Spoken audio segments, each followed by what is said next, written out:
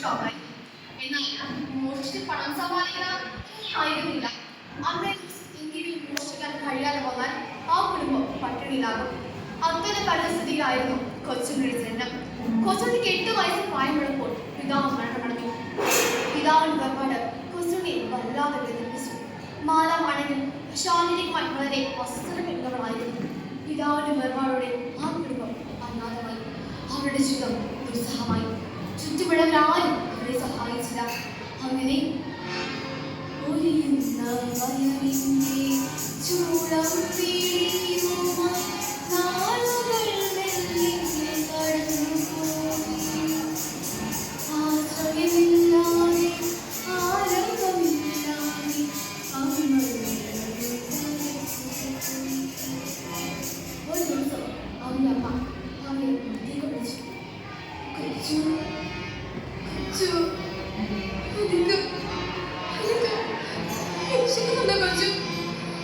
വിശക്കുന്നുണ്ടല്ലേ? നമ്മളെ ആരും സഹായിക്കില്ല കൊച്ചു. കാരണം എന്റെ പാപ്പ ഒരു കള്ളനായതുകൊണ്ട് നമ്മുടെ മോൻ ആരുടെ മോതിരം കക്കരുത്, ആരുടെ മോതിരം മോഷ്ടിക്കരുത്. ഉമ്മ കരയുന്നു. ഉമ്മ കരയുന്നുമ്മ. ഉമ്മയുടെ മോൻ ആരുടെ മോതിരം കക്കൂല ഉമ്മ. ഉമ്മയും മോനും കെട്ടിപ്പിടിച്ച് പൊട്ടിക്കരഞ്ഞു. കൊച്ചുണ്ണി പലതും ചിന്തിച്ചു. എത്ര നാളാണ് ഇങ്ങനെ വിഷയം പെരിഞ്ഞിരിക്കുക? എങ്ങനെയാണ് കുടുംബം സംരക്ഷിക്കുക? ഒരുങ്ങുന്നവരുടെ കൊച്ചുണ്ണി വീട് വിട്ടിറങ്ങി. നടന്ന് അങ്ങ് ഏവൂർ എന്ന സ്ഥലത്തെത്തി.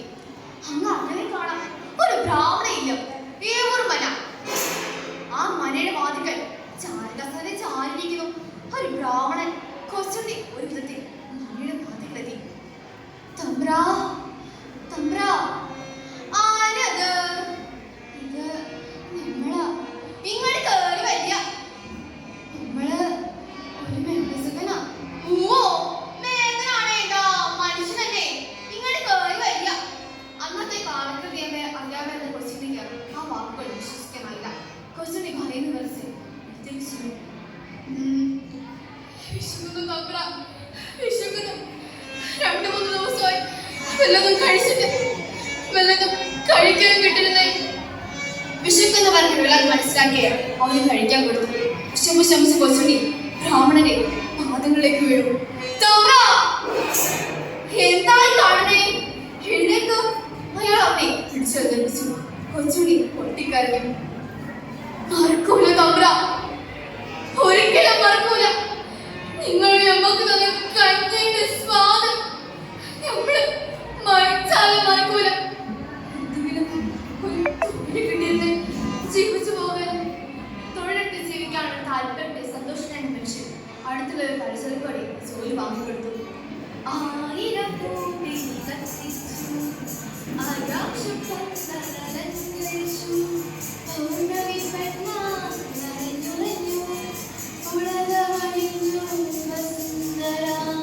പൗർണമി പെണ്ണാഞ്ഞുറഞ്ഞു ഉലകമണിഞ്ഞു വസുന്ധര. വലിയ വീട്ടിൽ പീടിക അവിടുത്തെ പ്രസിദ്ധമായ കടയാണ്. സാധനങ്ങൾ പൊതുക്കൊടുക്കുക എന്നതായിരുന്നു അവന്റെ ജോലി. അവൻ ആ ജോലി കൃത്യമായി ചെയ്തു. അധികം താമസിക്കാതെ മുതലാളിയുടെ വിശ്വസ്ത സേവകനായി. ആ ഇടയാണ് ഒരു പ്രത്യേക മതവിഭാഗത്തെ കായിക അഭ്യാസങ്ങളും ആയുധം മറ്റും പഠിപ്പിക്കാൻ ഒരു തങ്ങൾ കായംകുളത്ത് താമസമാക്കിയത്. എന്നെ പറഞ്ഞ കൊച്ചുണ്ണിക്ക് ആ വിദ്യ കെട്ടിലാക്കാൻ കൗശലയാക്കിയിരുന്നു. ഒരു ദിവസം കടയിലെ ജോലി ഉണ്ടാകുന്നിടത്ത് അവൻ തങ്ങളുടെ കടലിലെത്തി. ഗുരുവിന് മുമ്പിൽ കൊച്ചുണ്ണിയോ, എന്താ ഇവിടെ? നമുക്ക് അഭ്യാസങ്ങൾ പഠിക്കണമെന്നുണ്ട്. നിനക്കോ? ഇതൊന്നും പഠിക്കാൻ തന്നെ ഒരു വലിയ കടലായിരുന്നു. ഇതൊക്കെ പഠിച്ച നീ ആരാണെന്ന് ആര് കണ്ടു? ഗുരുവിന് മുമ്പിൽ ക്ഷണിച്ചു നിൽക്കുകയാണ് കൊച്ചുണ്ണി. രാത്രി കാലങ്ങളിലായിരുന്നു തങ്ങൾ ശിഷ്യ അഭ്യസിപ്പിച്ചത്. അത് കൊച്ചുണ്ണിക്ക് അനുഗ്രഹമായി.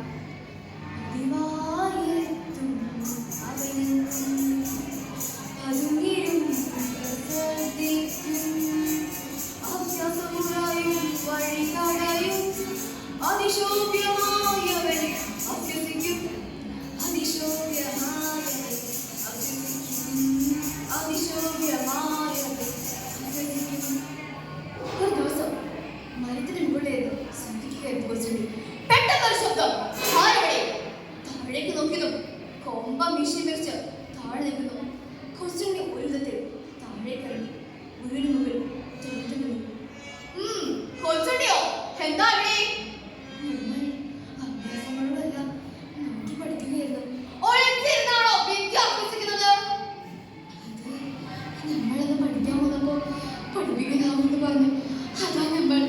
ആട്ടെ, നീ പഠിച്ച വിദ്യകളൊന്ന് കാണട്ടെ. ഗുരുവിന്റെ വാക്ക് കേട്ടത് കൊച്ചുണ്ണി പഠിച്ച ഓരോ വിധി അനാസം പഠിപ്പിച്ചു. കൃത്യമായി വിദ്യ പഠിച്ച കൊച്ചുണ്ണി കണ്ട് ഗുരു അത്ഭുതപ്പെട്ടുപോയി. പണ്ട് ഒളിച്ചിരുന്ന വിദ്യാഭ്യാസ ഏകലവ്യനെ ദ്രോണാചാര്യ ഗുരു വിഷയായി പിരികൾ അറുത്തു വാങ്ങി. അത് ചാതിയുടെ കഥ. എന്നാൽ തങ്ങൾ കൊച്ചുണ്ണി അടുത്തേക്ക് വിളിച്ചു. കൊച്ചുണ്ണി, നീ എന്റെ ശിഷ്യനേക്കാൾ കേമമായി തന്നെ വിദ്യ അഭ്യസിച്ചിരിക്കുന്നു. അതുകൊണ്ട് നാളെ മുതൽ ഒളിച്ചിരുന്ന് വിദ്യ അഭ്യസിക്കരുത്. ഈ കളരെ കയറി വിദ്യ അഭ്യസിക്കുക. ഗുരുവിന്റെ പാദം താണു കഴിഞ്ഞു. അങ്ങനെ വെട്ടും കുത്തും തടയും ചാട്ടവും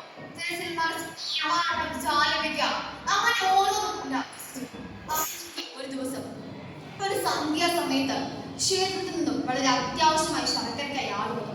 ആ സമയം അവിടെ ആവശ്യത്തിന് ശർക്കര ഉണ്ടായിരുന്നില്ല.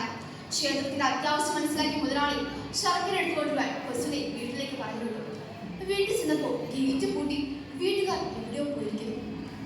ശർക്കര എടുക്കാതിരുന്ന ദേവന്റെ നിവേദ്യം പെടുന്നു. കൊച്ചുണ്ണി ചിന്തിച്ചു.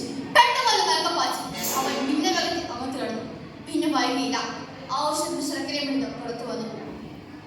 പിറ്റേ ദിവസം കടയുടമ ഇങ്ങനെ ഒരു കാര്യം പറഞ്ഞു. കൊച്ചുണ്ണി അടുത്ത് വിളിച്ചു. കൊച്ചുണ്ണി, നിന്നെ കടയിൽ നിർത്തരുതെന്ന് പണ്ട് മുതൽ എന്നോട് പലരും പറയാറുണ്ട്. പണ്ട് മുതലേ നേപ്പച്ചങ്ങളെ കടയിൽ നിർത്തുന്നതിൽ നിശ്ചയമുണ്ടായിരുന്നു. അപ്പൊ ഇത് കൂടി ആയപ്പോ കൊച്ചുണ്ണിക്ക് കാര്യം മനസ്സിലായി. കടയുടമയെ ആരോ തെറ്റിദ്ധരിപ്പിച്ചിരിക്കുന്നു. കഴിഞ്ഞ 10 വർഷം തനിക്ക് തൊഴിൽ തന്ന ആ മനുഷ്യനെ അവർ വേദനിപ്പിക്കാൻ കഴിയുമായിരുന്നില്ല. മുതലാളി, നിങ്ങൾ ബേജാറാവേണ്ട. നിങ്ങൾ പറയുന്നത് ഞങ്ങൾ അനുസരിക്കും. കടയുടെ മുമ്പോട്ടുള്ള കാര്യങ്ങൾ തീരുമാനിച്ച് കുടുംബങ്ങളുടെ ശമ്പളം കൊടുത്ത് കൊച്ചുണ്ണി പറഞ്ഞു വിട്ടു. വലിയ വീട്ടിൽ പീഡികൾ നിറഞ്ഞതിനു ശേഷം കൊച്ചുണ്ണിയുടെ ജീവിതം പറഞ്ഞു നീക്കാൻ കൊച്ചുണ്ണി നന്നേ പ്രയാസപ്പെട്ടു. അവൻ പലയിടത്തും തൊഴിൽ തേടിയായിരുന്നു. പക്ഷെ ആരും അവൻ തൊഴിൽ കൊടുത്തില്ല. കാരണം അവനൊരു കള്ളന്റെ മോനായിരുന്നു. തന്നെയുമല്ല നല്ലൊരു അഭ്യാസി. ആ ഇടയാണ് അവന്റെ അമ്മ അസുഖം പോലെ കിടപ്പിലാണ്. അധികം താമസിക്കാതെ മരണമടഞ്ഞു. ആ സമയത്ത് കാര്യങ്ങൾക്കും പരിസരത്തുമായി അവൻ കുറെ ചങ്ങാതിമാരെ സമ്മാനിച്ചു. എല്ലാവരും തൊഴിലില്ലാത്തവർ, എന്നാൽ തൊഴിലെടുക്കാൻ തയ്യാറുള്ളവരാണ്. ഇവരെല്ലാവരും ചേർന്ന് മുതലാളിമാരെ സമീപിച്ചു. ആരും ഇവർക്ക് തൊഴിൽ കൊടുത്തില്ല. കൊച്ചുണ്ണിയിൽ ഏൽക്കുക കാര്യങ്ങളും അവർ ഒത്തുകൂടി. തൊഴിലെടുക്കാൻ തയ്യാറുള്ളവർക്ക് തൊഴിൽ കൊടുക്കാതെ പാവപ്പെട്ട ജനതയെ ചൂഷണം ചെയ്ത മുതലാളിമാരെ കൊല്ലുക. ആ മുതൽ പട്ടിണിക്കാരൻ പങ്കിട്ട് അനുഭവിക്കുക.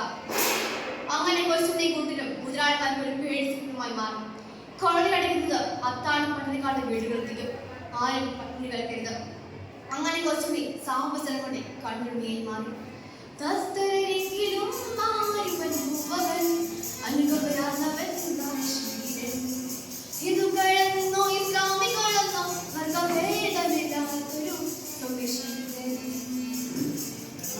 കൊച്ചുണ്ണി പിടികൂടാൻ സർക്കാർ ശ്രമം നടന്നു.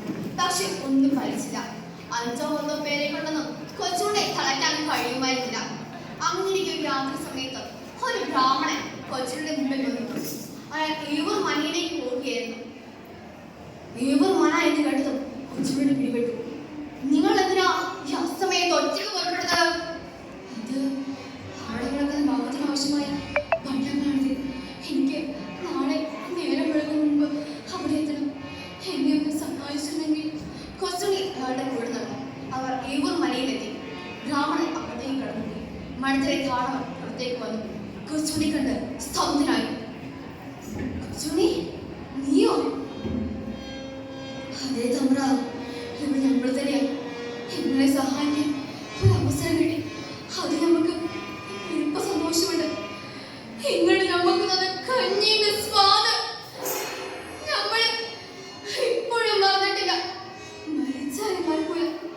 നിങ്ങൾ നമുക്ക് വാക്ക് തന്ന തൊഴില് നമ്മൾ സത്യസന്ധമായി തന്നെ ചെയ്തു. പക്ഷേ ഈ ദുനിയാവിൽ ഒരു മര്യാദക്കാരന് താമസിക്കാൻ കഴിയാതായി തമ്പ്ര. ഈ ദുനിയാവിൽ ഒരു ദേവന്റെ പൂജ മുടങ്ങരുത്. അതാ നമ്മളെന്ന് ആ ശർക്കര മന്ത്രി ആടിയെടുത്തത്. എല്ലാവരുടെ ദേവൻ ഒന്നാണ്.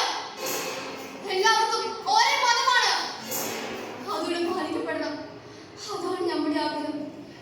പാപം കളയായതുകൊണ്ട് നമ്മൾ കളയാനാ സമൂഹം പറയുന്നത്. അങ്ങനെ നമ്മുടെ സമൂഹം കളയാനാക്കി കൊച്ചുണ്ണി പൊട്ടിക്കരഞ്ഞു. അന്നത്തെ കാർത്തികപ്പടി തഹസിൽദാർ കൊച്ചുണ്ണി പിടികൂടാൻ ആവുന്ന ശ്രമിച്ചു. പക്ഷെ ഒന്നും ഫലവത്തായില്ല. അങ്ങനെ കൊച്ചുണ്ണി അനുയായികളെ ചിലരെ പല വാഗ്ദാനങ്ങളും നൽകി വശത്താക്കി.